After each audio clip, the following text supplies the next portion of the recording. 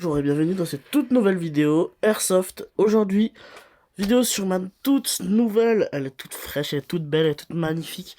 Ma MP40 de chez AGM que j'ai acheté et qui est arrivée aujourd'hui. Voilà, alors, pour ceux qui me demanderaient la visée, à quoi ça ressemble, si j'arrive, c'est à peu près ça, voilà. Même si vous êtes intrigué de la visée, vous pouvez toujours aller vous faire kiffer sur, des jeux tels que Let Loose où il y a cette MP40 qui est magnifique, on la voit. C'est une arme mythique, aussi mythique que la Sten, aussi mythique que la Thompson. C'est de la MP40, c'est les trois armes mythiques. Aujourd'hui, on va pas trêve de bavardage. Si vous êtes ici, c'est sûrement que vous avez vu la précédente vidéo sur l'unboxing. Je vous avais dit que je ferais une vidéo sur comment démonter cette réplique pour accéder au compartiment pour mettre sa batterie ici. Alors moi, la batterie, il va falloir que vous l'achetez avec, parce que moi je ne l'ai pas. Parce qu'en fait, vous la recevez pas. En fait, dans le kit, il y a certains kits où la réplique vient avec une batterie, mais jetez-la. Cette batterie est pas fiable. Cette batterie est nulle. Cette batterie va vous exploser à la gueule. Cette batterie n'est pas faite pour cette réplique. Donc achetez-en une. Jetez-la dans les bons... Bon, jetez-la, mais dans les bons poubelles, bien sûr. Faut pas les jeter dans les poubelles de merde. Pour toute la merde alimentaire. Mais jetez-la. Parce qu'elle est nulle. Bon, alors maintenant, pour ce faire... Alors, moi, j'enlève la crosse ici. Je la déplie parce que... elle va nous emmerder. Parce qu'en fait, c'est à ce niveau-là qu'il va falloir dévisser. Enfin, je vais vous montrer. Mais pour moi, ce que je veux pour votre première utilisation, vu que c'est votre première utilisation, ça va être assez dur. Bah, il va falloir enlever la crosse. Hop. Voilà. Moi j'aime trop cette crosse, elle a un bruit jouissif. Ça fait du bien d'entendre ce bruit, il est presque réaliste. Voilà. Voilà. Je passe en caméra face pour que je vous montre bien le démontage de cette arme. Hop. On va vous poser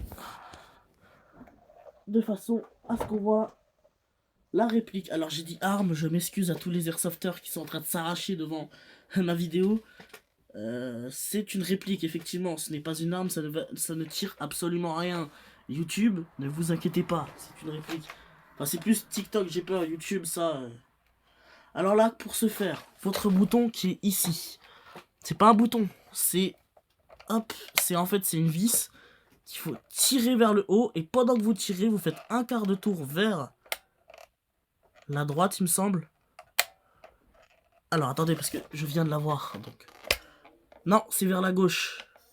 Quand vous êtes de mon côté, alors c'est vers la droite, c'est vers la droite.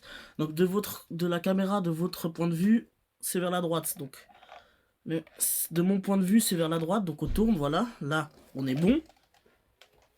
Ici, et c'est à ce moment-là que c'est semi-réaliste le démontage. Vous prenez votre réplique et vous tirez. Attention, attention à cette partie-là.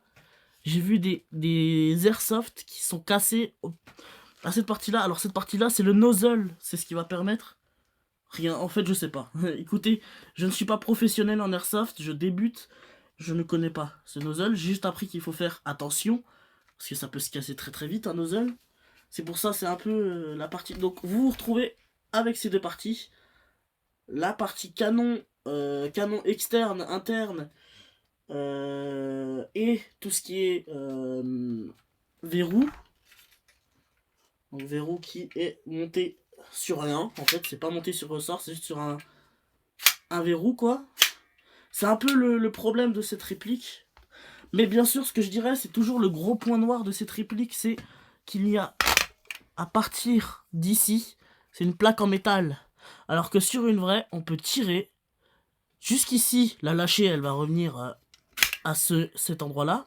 Mais normalement, on peut tirer et la mettre en sûreté en la levant juste ici. Sur cette réplique, comme on peut voir, ici, ça bloque. Malheureusement. Et c'est le gros point noir de réalisme sur cette airsoft.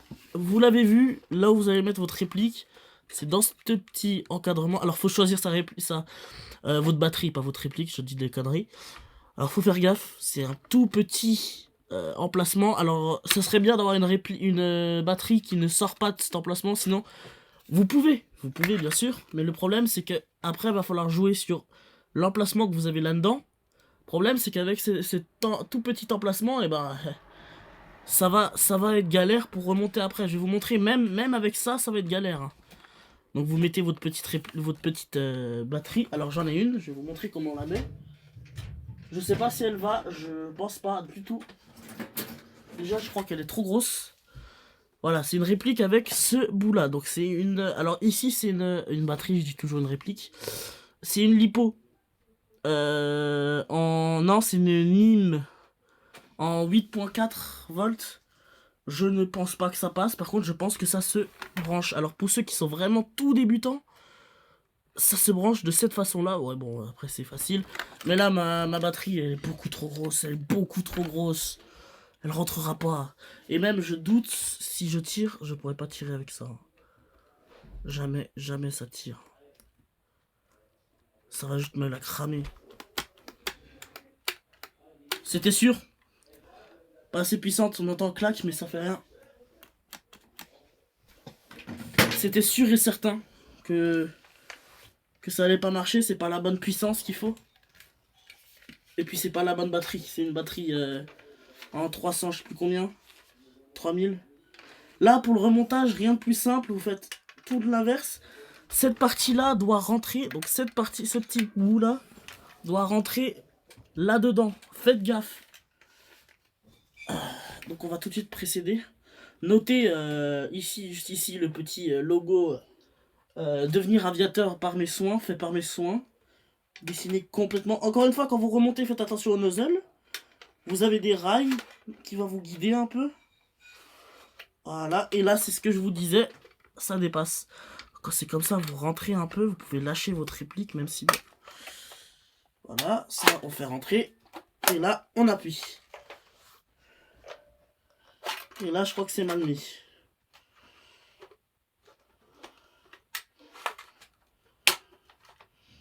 Voilà, j'aime pas ce bruit. Ça a l'air d'être bien mis, ouais, ça a l'air d'être bien mis.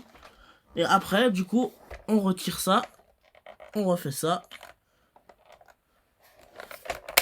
Voilà. J'ai dû un petit peu... Si vous voyez que vous tournez dans le vide et que ça fait rien, remettez un petit coup de presse comme ça. Et là, on peut voir que, du coup, après, c'est tout de suite enlevé. Voilà. Et du coup, votre arme, maintenant, on imagine que vous avez mis la batterie dedans. Vous pouvez tirer. Ça va faire une bonne cadence de tir. Oh! Bon Dieu, bonsoir, il l'a enlevé. Ça, c'est nouveau, ça, les gars. Alors ça, je l'ai pas dit dans la dernière vidéo. Comme le fait du rail, là, je l'ai pas dit dans la dernière vidéo. Sur la MP40 de chez AGM. Alors, je sais pas si c'est moi qui ai privilégié ou si c'est grâce à Neo35 et à toutes les critiques qu'il y a eu sur cette MP40. Ici, il y avait un sélecteur de tir dégueulasse. On pouvait sélectionner full auto, ou tir, ou full auto. C'était dégueulasse parce que déjà sur une MP40, il n'y a pas de sélecteur de tir. Encore moins bien visible au plein milieu, juste ici, ça c'est dégueulasse. C'est pas réaliste. Et puis sur une MP40, il n'y a tout simplement pas de sélecteur de tir, c'est que du full auto. Et puis vu la cadence de la MP40, c'était très facile de faire du semi-auto. Hein. Fallait juste mettre un petit coup. Hein. Je vous mets tout de suite une vidéo de la cadence de tir d'une vraie MP40. Voilà, c'est très très peu comme cadence, mais c'était suffisant. Voilà. Et du coup, je pense qu'avec les critiques qu'ils ont eu à GM concernant ce truc, ils ont décidé de l'enlever parce que là, je ne l'ai pas. Et normalement, il y avait une opération qui était facile à faire, que Neo35 avait fait un tuto pour l'enlever, mais moi, je vous jure que je viens de la recevoir. Il y a la vidéo unboxing qui existe, qui vient d'être fait 2 secondes avant celle-là. Donc, je n'ai rien fait comme spécifique, une modification sur cette MP40. C'est cool parce que c'était pas réaliste, on pouvait pas l'utiliser en... Comment on dit? On pouvait pas l'utiliser tout simplement en reconstitution. Maintenant je vois que ça va, c'est juste la couleur du... Là ce qui me choque un peu c'est la couleur du métal qui est pas réaliste. Donc la couleur du métal et la couleur des bakélite qui... C'était un peu plus clair. J'ai l'impression que c'était un peu plus clair à l'époque, le bakélite. Et sur le métal, bah c'est bronzé quoi, c'est un noir mat, c'est un noir mat. Alors qu'avant on avait un noir, bah en fait, allez voir la vidéo sur de Neo35, il vous montre comment décaper tout le métal de l'arme, donc il décape, et il recape, il fait un rebronzage on appelle ça. Et c'est beaucoup plus réaliste. Bah c'est en fait le réalisme à mort. Pareil, qu'est-ce que je voulais vous dire? J'ai vu des gens qui ont essayé de mettre des vraies plaquettes ici sur le garde-main. Non, pas le garde-main, sur bah, justement la poignée. Des vraies plaquettes bakélite. Et même d'autres qui ont essayé, qui étaient tellement courageux qu'ils ont essayé de mettre des vrais bakélite sur la plaque ici.